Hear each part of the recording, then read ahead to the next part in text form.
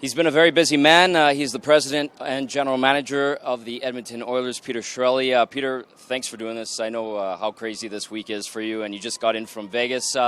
You pull off a move today, sending Jordan Eberle to the New York Islanders in exchange for Ryan Strome. Just how did that emanate, and what kind of player are the Oilers acquiring? Well, he's a little bit younger than Jordan. Ryan is a little bit bigger. Doesn't have quite the career yet, but a good shooter, good off the half wall. Versatile player, can play any position. Probably a natural center, but his shooting allows him to play the wing too. So, but first and foremost, very cerebral. Mm-hmm. I know you guys, especially Tom McClellan, likes to have pairs when he puts his lines together. How important is that for you guys as an organization to have those guys that are dynamic enough that they can take draws or they can play wing? Because we've seen that with Letestu, we've seen that with Draisaitl. Is that becoming a focus for your group, or is that just kind of a benefit? You know what? It's something that a lot of successful coaches employ if they can, if they have those personnel. We did it for a number of years in Boston. Todd did it in San Jose, and now that we're getting the personnel here, he's able to do it. So that came into the equation when we were looking to acquire Ryan. You know, the center wing thing is good because you know, you saw Leon can be either up in the wing or at center, so it gives us some more flexibility there also. In terms, I know you scouted him a lot. Mark Letestu successful with his one-timer and the shot from the half wall. Can Ryan also provide that on the power play? Yeah, he's got a real good release, real good wrist shot. I've seen him score a lot of goals on the move with his wrist shot, a very sneaky release. So the shot is obviously one of his weapons. In terms of the draft heading into this situation here, you guys have one pick in the first 81. How unique of a situation is that for you? Have you ever been in a situation like that where you're so limited with your picks in the first, 3 rounds?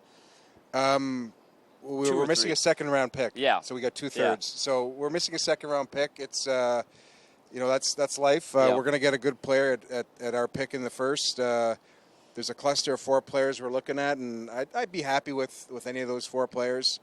We're used to here having these players step right in and play. Yep. It's not the case anymore, so we have to look at it a little differently. How do you view this draft? Because a lot of people say that it's unlike recent drafts that we've seen, anywhere from 10 to 50. Guys don't know who's going to go where or to whom. How do you kind of view this draft? Well, it's a little, I guess as advertised, it's maybe not as deep, but when you drill down and you look at the draft and you focus on some areas and maybe some positional needs, there's players there. You just gotta work at it. Losing an up and coming defenseman like Griffin Reinhart, how tough is it to move on in a unique situation with the expansion draft like that? Well, Griffin's ready to play, which is unfortunate for us that he's picked. You have to accept that you're going to lose a player. There were situations where Vegas, and rightfully so, or justifiably so, they wanted us to give a pick here or there. You saw some of those types of deals. I wasn't going to do it. We have 10 or more defensemen between the ages of birth dates 94 to 98. So depth-wise, we're very good. We just Griffin's ready to play. So we'll figure it out, and good for Griffin, and we'll just move on. Fair enough. In the next 24 to 30 hours, just what's the timeline like for you and the group? Well, we've got the draft tomorrow. We have another little meeting tonight with the amateur group. One again tomorrow. Really, at this point,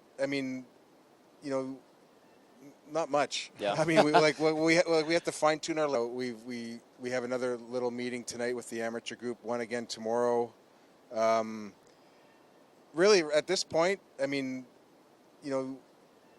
not much. Yeah. We have to fine tune our lists, and we break it down by needs. We've already done that. I just want to look at those closely. You just jump around a little bit on the list. I'll talk to a couple agents for our UFAs and RFAs, and more or less that. Finally, a big feather. Lists, and we break it down by needs. We've already done that. I just want to look at those closely. You just jump around a little bit on the list. I'll talk to a couple agents for our UFAs and RFAs, and more or less that. Finally, a big feather. You've already said finally. Well, okay. Well, so, thanks. He called me out, keep me honest. Okay, I'll just wrap up with this. A big feather. Go ahead, ask me the question. Big feather in the cap for the organization and Connor McDavid. To see him in that limelight and the Oilers, how nice is that to finally see? Okay, well, so, thanks. He called me out, keep me honest. Okay, I'll just wrap up with this. A big feather. Go ahead, ask me the question. Big feather in the cap for the organization and Connor McDavid. To see him in that limelight and the Oilers, how nice is that to finally see that for this organization? Oh, it was terrific, and kudos to Connor and his whole family. They had a really big night, and it was really gratifying for me, even though I've been with the organization just for 2 years, to hear him talk about the organization and see that for this organization. Oh, it was terrific, and kudos to Connor and his whole family. They had a really big night, and it was really gratifying for me, even though I've been with the organization just for 2 years, to hear him talk about the organization and you could see the Oiler pride in him. So it was a good night. Finally, thank you for doing this. Appreciate it. We'll talk to you in the coming couple days. All right, thanks. Good.